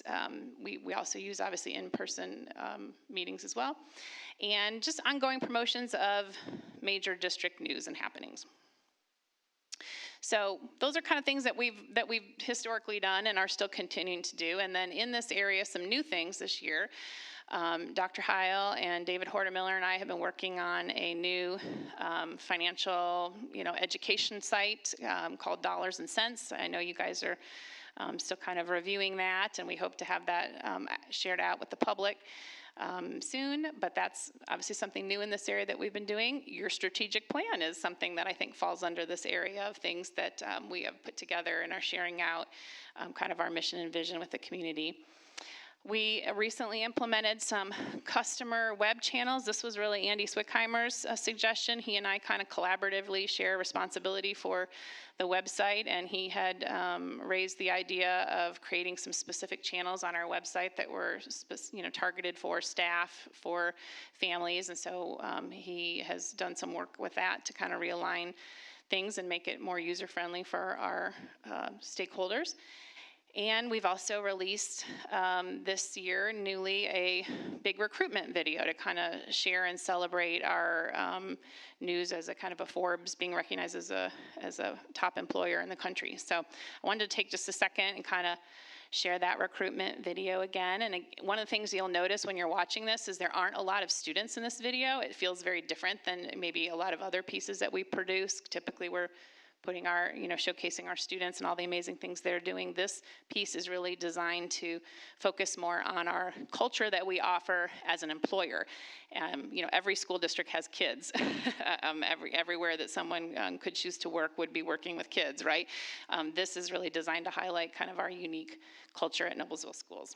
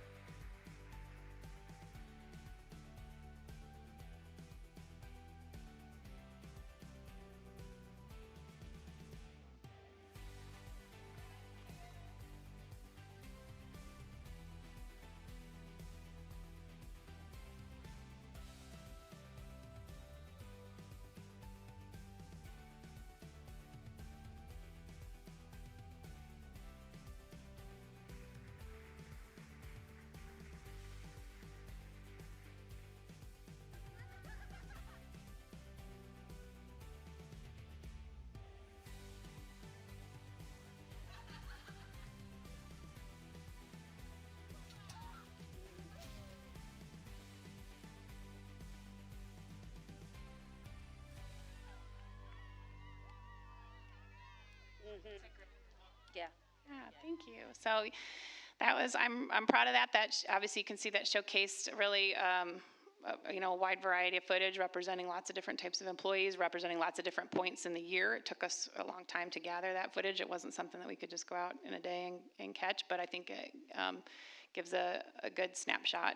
And it's obviously, we're using it for recruiting purposes, but also just as a really a point of pride piece for our employees and our community.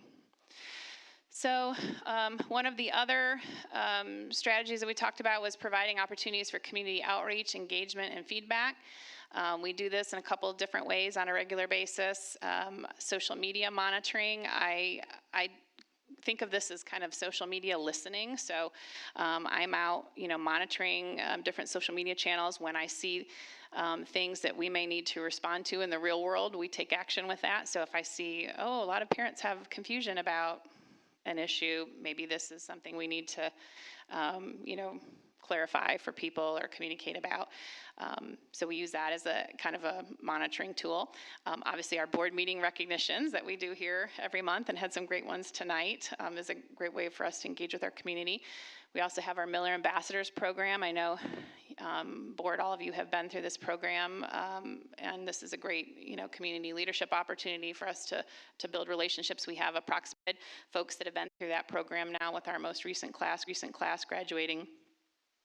So that's been a good outreach strategy for us. And then Dr. Heil's annual State of the Schools address that he gives at his luncheon is another great outreach and communication tool that we do with the community. Some new stuff in this area. Dr. Heil and I have been working on some Miller Ambassadors extra credit sessions. We had our first session in that area. These are opportunities, more topical opportunities that we will offer throughout the year in addition to the regular Miller Ambassadors curriculum, where we will invite all of our ambassador graduates back to participate in that. And we had a great one that Dr. Heil hosted earlier this year. We also did for the first time a school board candidate forum, and Dr. Howe brought that idea to the district. That was something he had done in his previous district, and recruited some high school students to kind of help develop and lead that for us, and I think everyone agreed it was a great opportunity, both for student leaders and for the community to learn more about our candidates.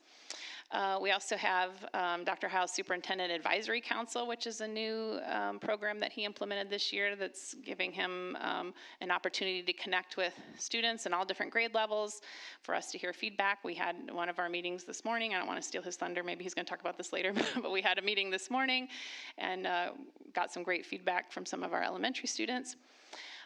You guys, board, obviously hosted your community listening sessions this year and a community survey as opportunities for input and feedback. We also launched our Hall of Fame, which has been a great connection with the community. And this is coming soon. We will have our grand opening event and a video of the new STEM edition at the high school.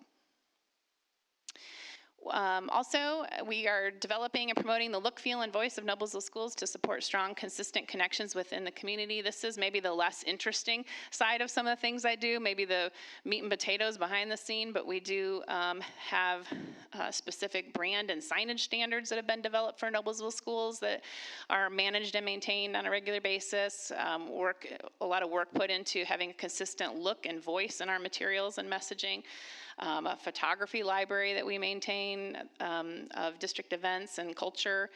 We put out a holiday card every year. There are ongoing marketing collateral pieces that we offer that provide information about Noblesville Schools that are, on an ongoing basis being updated and shared out in the community. We also have a process that I manage around licensing and trademarking. I actually had the opportunity to present on this recently at the Indiana State School PR Association Conference and share with colleagues, my colleagues throughout the state, to kind of help them learn about what we've done here at Noblesville Schools in this area, because this is something we have there's been a lot of thought put into this, and have a pretty developed process for that. So some new things in this area. We have developed some top employer banners that you'll see at our schools. You saw updated within the last couple months, where we're advertising again our career opportunities and reminding people that we're a great place to work. We developed, as part of your strategic plan rollout, some iconography and some development of that plan that we shared out with the community. We have added this year and are continuing to add some new Miller Mall promotional product vendors, and working through the process of continuing to make sure we're managing the vendor relationships we have well. We will be launching in August in the new school year, well actually in late July, because it'll launch at the Back to School Bash. We are going to be launching 100 years of the Millers to kind of celebrate our 100-year anniversary. You can see here, this is some examples of some flags that we're going to have hanging in downtown Noblesville to celebrate that. We also have, just in a couple short weeks here, our 150th graduating class from Noblesville High School that's graduating, and so we've done some promotional work to provide a special mark for them that was in their yearbook that will be part of their graduation efforts.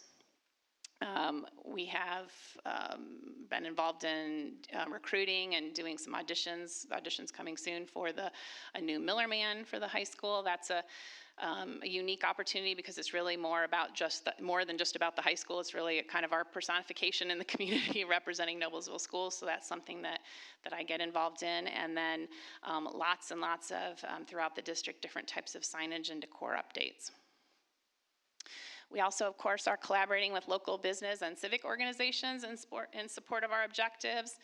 Some things that we do on the regular basis in this area. We have a formal community promotions process that we manage and maintain, that we have a lot of activity with. We have Noblesville Magazine student spotlights that we're doing every month, working with Noblesville Magazine to put forward some interesting students for them to feature. We have an annual Hamilton County Realtor event where we promote about our schools. It's actually this Thursday. And Dr. Howe's going to be presenting at that, and we'll have kind of an exhibit booth to share information with all of our realtor friends about what's happening at Noblesville Schools. Board representation, and by this I mean different community boards. We have a great, if you look across our cabinet leadership team and our school leadership team, we have a great representation on many different boards throughout the Noblesville community, which I think is a really nice tribute to the connection and engagement that we have out in the community. Obviously, we partner with different businesses and organizations to support learning opportunities. We have people coming into our classrooms and students going out, doing things and having some of those great learning experiences. And then the high school in particular does a great job through their workforce development initiatives and internship program of managing lots and lots of different community relationships. Some new things in this area, we have continued to add new sponsorship and advertising partnerships with local businesses. We had a large initiative recently where we passed out hundreds of thank you cards and special partner window stickers that were hand delivered to community partners around Noblesville. I was really excited about this. We have so many great connections in the community, but obviously we thank them verbally, but we've never really officially sort of sent them a thank you and tell them how much we appreciate them. So we did a big project to roll that out and let people know that we value our partnership with them. We also hosted a Hamilton County Legislative Luncheon this year, which was something that we do typically every couple years, but it had been a while since we'd hosted one. And then, of course, we have ongoing partnerships with organizations like the City of Noblesville, the Chamber of Commerce, the Boys and Girls Club, Noblesville Main Street, SMC. We have done several things. We had student art painted on wastewater tanks along Pleasant Street. We were involved in Noblesville Main Street's First Friday football promotion this year. We had a special Women in Technology collaboration with SMC where they came to us and really wanted to have an opportunity to speak to some of our STEM students. So anyway, lots happening, with all those types of partnerships. And that was my last slide. Do you have any questions? This was kind of just a good overview of sort of all the things going on in this area. Thank you. Thank you for all you do. I mean, you're amazing at this, for sure. I'm exhausted. I'm exhausted. Exhausted. This is amazing. Yeah, and maybe it's getting late, but I do have a question.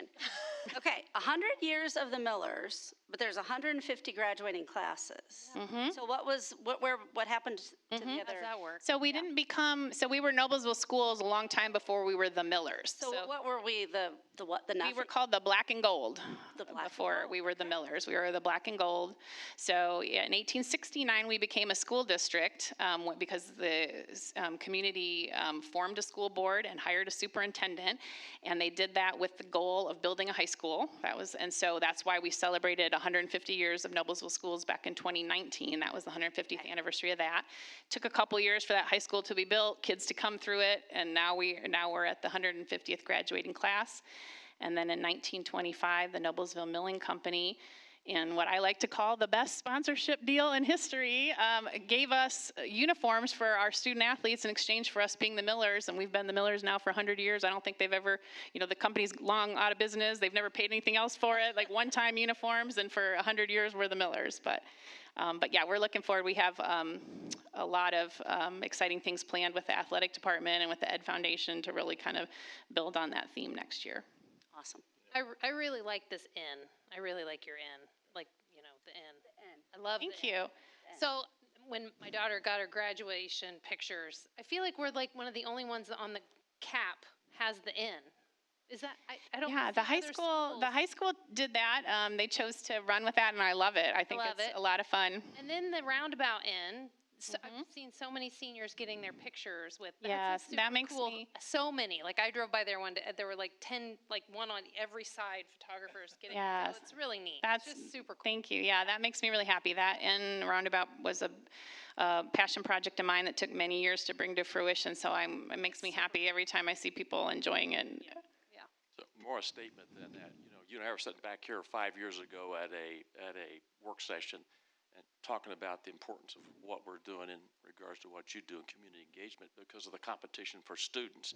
That was 5 years ago, and now with the voucher thing and other things that go on, our and a decrease in the number of kindergartners we see every year, it's so important to our business model what you do to keep the numbers up. So I tip my hat to all this work we're doing because we're a business in a way, and I appreciate what you do to keep driving that. Yeah, thank you. Appreciate that. I love the new wraps for the activity buses. Those yes, are I had that. Did I have that on a slide? I thought I did. Yeah, I must have forgot to mention that. But yeah, thank you. I'm really excited about that. We did redesign that. That's like a traveling billboard now for us, right? Exactly. Kind of. And Does anyone else have that? Especially like any. I do know another school in the area that has that. Yes. Oh, okay. Names.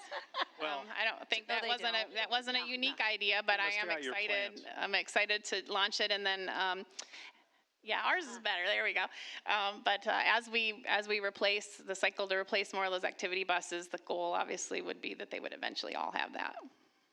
I always love seeing the fun things that you do. Not that I don't enjoy all your other updates and stuff too, but I mean, Marnie's is, always front and center. It's in your face, and that's, that's your logo, that's your theme, that's what, draws the attention, more so, I guess, but, Yes, I do have the best job at Noblesville Schools. It's true. Thank you for agreeing with me. All right, thank you. All right, thank you guys. Thank you. Okay, moving on. Public comment. We did not have anyone sign up for public comment for an agenda item. So we will move on to consent items. By a single motion, the board approves and adopts the following items or actions which reflect application of board policy and Indiana code. Those are claims, donations, minutes from our April meeting, overnight and out-of-state trips, personnel listing, and the personnel addendum. May I have a motion to approve the consent items? So moved. Joe, second, Misty.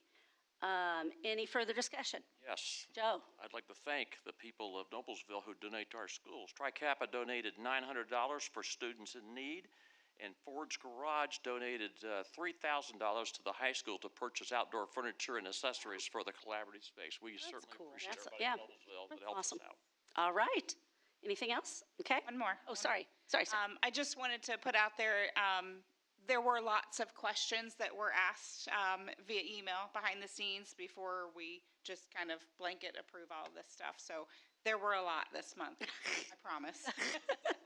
I was probably most of the 2025-2026 employee handbook. May I have a motion to approve the 2025-2026 employee handbook? So move. Joe? Second. Second by Stephanie. Any further discussion? Just a question. I did not double check the one question that I had that was going to be fixed before, the error that was with the sports teams, middle schools. That's in student. One of the student. Sorry, we're employee. Okay. Never mind. Okay. All right. Anything else? All right. All right. All those in favor? Aye. Opposed? Motion carried. All right. Next up, we have the student handbooks.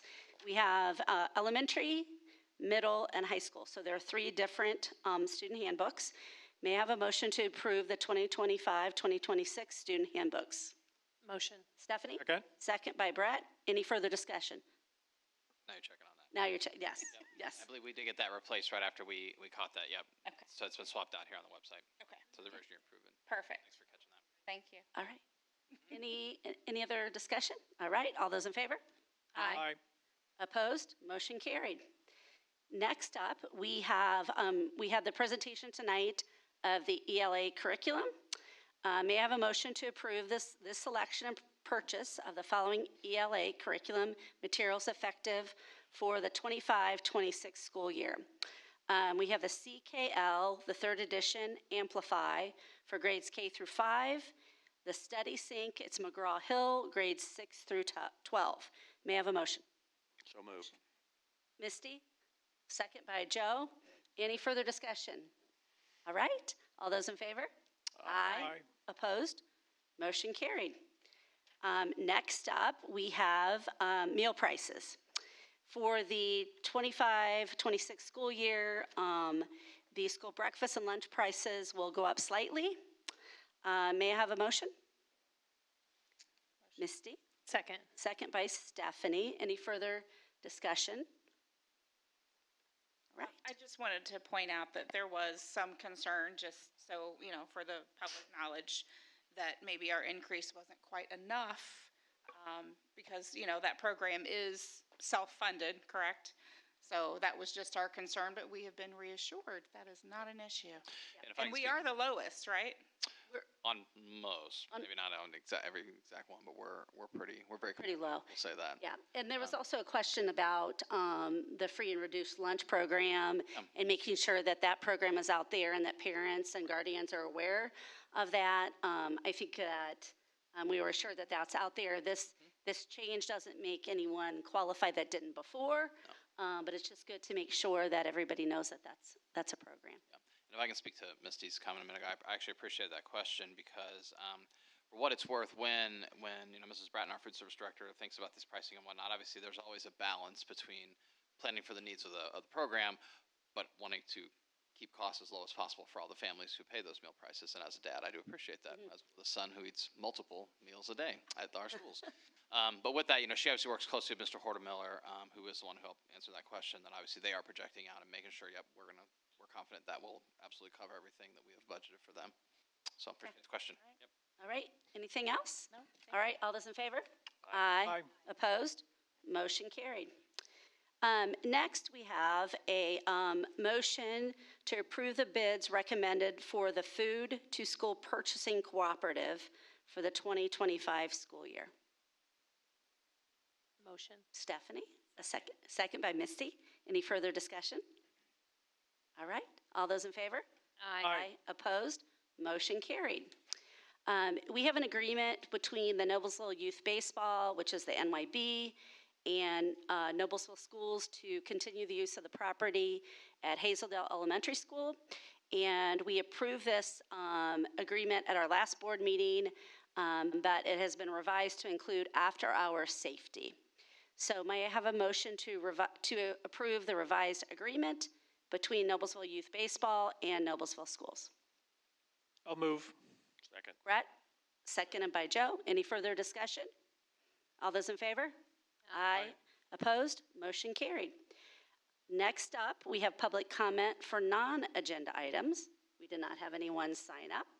So we're moving to committee reports. First up, Superintendent Dr. Heil. All right, thank you, board, and thank you as always for the few and mighty that stuck around to the end. Thanks for hanging with us tonight. Well, it's no secret to anybody who works at the schools or visits our schools that it is definitely the end of the year. We're down to 7 school days, if my count is right. Yep. But I always tell people this is one of the most exhausting times of the year because there's so many things going on. But boy, what a fun time of the year with all the end of year activities going on. Want to point out just a few highlights really quick. We recently found out that once again we've been nationally recognized for STEM for the 8th year in a row as a district. So congratulations to our STEM teams, and also for music education for the 11th year in a row. So we'll be honoring those educators at a future meeting coming up. As Marnie mentioned earlier, we just graduated the 8th class of Miller Ambassador Community Leaders, and believe it or not, it is almost time for applications to open for next year's class. So board, as I think I shared in a recent update with you, if you have someone in mind or someone's asking about it, make sure they keep their eyes open because that application will be opening very, very soon. Also, as Marnie mentioned, I did have my final elementary student advisory meeting this morning, and secondary is later this week. It was a great time to connect with them today, and with the secondary also was very much just some reflection on some things that they've learned. What are things you want to think about? How will you take our discussions and share them with other friends? It was really good, and today was actually kind of extra fun because we did a little activity to get them up and moving, and we made them interact only with kids that weren't from their school. And it was really neat. And it's funny, the differences between the groups. The elementary kids actually have no fear doing this. The secondary kids, on the other hand, we'll see how it goes on Thursday. But the elementary kids were great. They jumped right in there and were happy to share. And it was a lot of fun. It was a lot of fun. So we had a great time. And just as a reminder, board, I know you know this, but I want to share this so it's in the public record. We will be celebrating these students as part of our July board meeting. We're going to invite them to show up a little early and have a little meal with us. Board, of course, you're going to be a part of that to come meet all these kids and their families, and then we're going to honor them that night. So really looking forward to that on July 22nd, I think is the board meeting that night. And then It is, of course, a huge myth that schools are quiet and we're all just on vacation all summer, because that is hardly the truth. I would say from the district level, I always tell people summer is actually one of the busiest times for us because we're getting ready for what's coming in July and August. So just a couple things to note. We're looking forward to planning and prepping for the great start to the year, and make sure everybody's saving the date for Back to School Bash. That is already scheduled for July 25th. This year we're mixing it up. We're going to Federal Hill Commons this year just to try some new things, so we're excited. And really, really important, every volunteers, because we cannot wait to host and welcome our community for the grand opening of the new wing at the high school, which will be on the evening of August 7th. So we are so excited to open the doors and invite our community in to see that space, to take a tour, and just get to see exactly what's been being built for the last couple of years, because it is looking great. I was in there today, actually.